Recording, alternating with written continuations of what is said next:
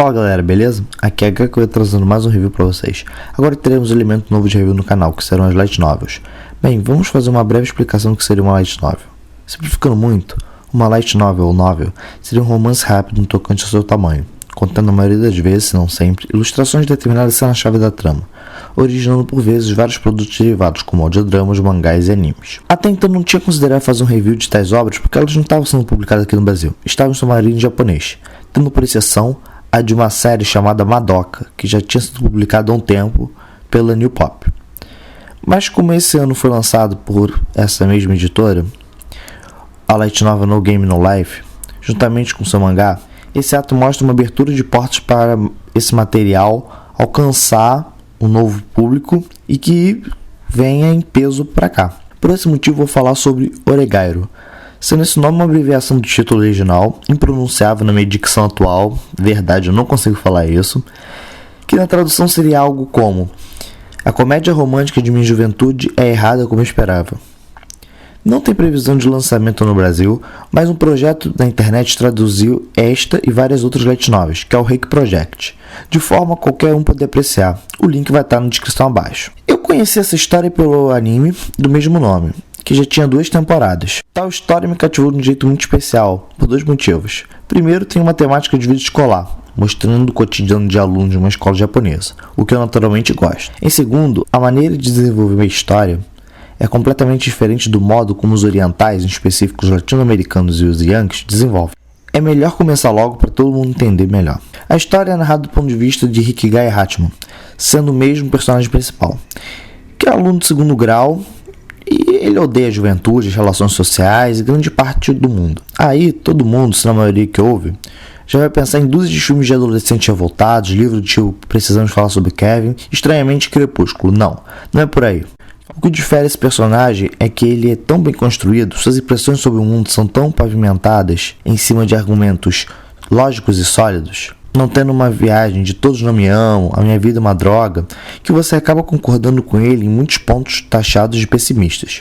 Mesmo sendo coerente, até certo ponto, esse jeito de pensar não agrada sua professora, chamada Shizuka Hiratsuka, considerando distorcido. Para tentar ajudar a consertar essa personalidade, ela o integra no clube dos voluntários. Mas antes de falar disso, eu gostaria de dizer o porquê dela querer ajudar ele a remediar essa parte de sua personalidade. Explicando isso, vou levantar uma das bandeiras de diferença entre a escrita nipônica e ocidental. Melhor dizendo, do pensamento nipônico e ocidental. Ela quer ajudar ele porque, por ser professora e estar em uma instituição de ensino, ela entende nesse ambiente a necessidade de preparar o indivíduo para o mundo lá fora, e ela não quer que ele sofra por uma coisa que pode ser remediada. Hiratsuka não acha que a atitude dele é errada, pois isso deve ser certa. Ela não fala que tem que ser desse jeito porque esse é o jeito certo. Ela primeiramente está preocupada em se Hachiman ficará bem ou não. Esse é o tocante. Sua finalidade não é simplesmente formar um indivíduo para o mercado de trabalho ou para entrar na faculdade. Vai falar mais à frente que ele é um ótimo aluno, mas sua finalidade é o bem-estar da pessoa. A base do pensamento demonstrada é totalmente diferente da razão prática, o vulgo pragmatismo, que está presente na mentalidade ocidental. Esse é um dos detalhes que engrandecem a obra e tornam ela sensacional, ao meu ver. Continuando, no clube eles encontram o presidente Yukinoshita. A professora fala que Hachiman vai entrar para o clube, entre outras coisas, deixa sozinhos. Yukinoshita é linda, maravilhosa, antissocial, é uma das melhores alunos da escola, e ela começa menosprezando Hachiman, subestimando por completo o cara. Então, quando ele começa a reagir, ela percebe que ele não é um idiota qualquer, e desse modo começa a levar uma conversa mais intensa. Depois de desferir algumas palavras duras contra o pobre rapaz, Yukinoshita fala que ele é capaz de falar com qualquer tipo de pessoa, já que consegue falar com alguém como ela. Ele rebate dizendo que basicamente qualquer ação do tipo é um sinal de mudança e ele não quer se esforçar para isso. Conversa vai, conversa vem, então aparece o terceiro elemento da história, Yui Yugahama. Ela parece conhecer Hachiman, mesmo que a recíproca não seja válida, então depois de uma pequena enrolação ela pede que eles ajudem a fazer biscoito para um cara que ela gosta. Para saber mais, por favor, confiram vocês mesmos a história, porque chega de spoiler, chega de contação, né? Agora, gente, por favor, deem vocês mesmos uma olhada. Bem, esse é o início da primeira novel. Existem aproximadamente 15 lançados. Até então a história parece ser superficial, mas cada vez mais se adensando, revelando que vários personagens, até o mais bobo, tem falhas de personalidade, entram em constante conflito com a vida cotidiana.